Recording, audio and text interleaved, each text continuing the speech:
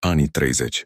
După 2 decenii de euforie și viteză, lumea începe să se clatine. Progresul promis de știință aduce întăcere și frică. Criza economică, extremismul, ideologiile care promit mântuirea prin forță, toate pregătesc scena pentru cel mai întunecat capitol al modernității. În universități și laboratoare, oamenii de știință continuă să caute răspunsuri. Dar răspunsurile devin arme. În Germania, cercetătorii pun motoare pe rachete. În Anglia, fizicienii descoperă undele radar. În America, matematicienii învață să spargă coduri. Știința devine o nouă armată. Omenirea intră în al doilea război mondial cu cea mai mare forță tehnologică pe care o cunoscuse vreodată. Avioanele nu mai zboară doar pentru explorare, ci pentru distrugere. Tancurile și submarinele devin monștri mecanici. În orașe, sirenele urlă, lumina se stinge.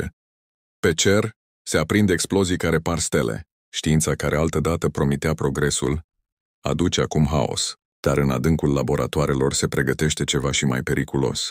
În 1938, 2 chimiști germani, Otto Hahn și Lise Meitner, descoperă fisiunea nucleară. Energia ascunsă în inima materiei, o descoperire făcută în numele cunoașterii, dar curând guvernele o transformă în cursă. În deșerturile Americii, în secretul absolut, se naște proiectul Manhattan.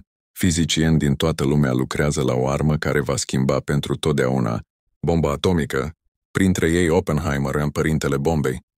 Un om care citea Bhagavad Gita și vorbea despre forțele zeilor, în timp ce conducea cea mai mare fabrică de distrugere concepută vreodată. 16 iulie 1945.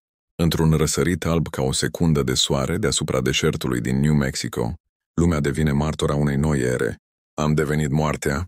Distrugătorul lumilor, va spune Oppenheimer mai târziu.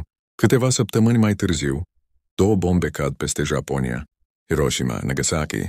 Într-o clipă, știința își pierde inocența. Orașele ard. Umbrele oamenilor rămân imprimate pe ziduri.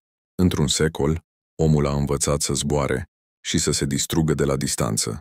Lumea întreagă privește tăcută ciuperca albă care se ridică spre cer. Nu e triumf, e teamă. Știința, cea care trebuia să elibereze omenirea, a devenit o oglindă. Iar în acea oglindă omul se vede pentru prima dată, înfricoșat de el însuși.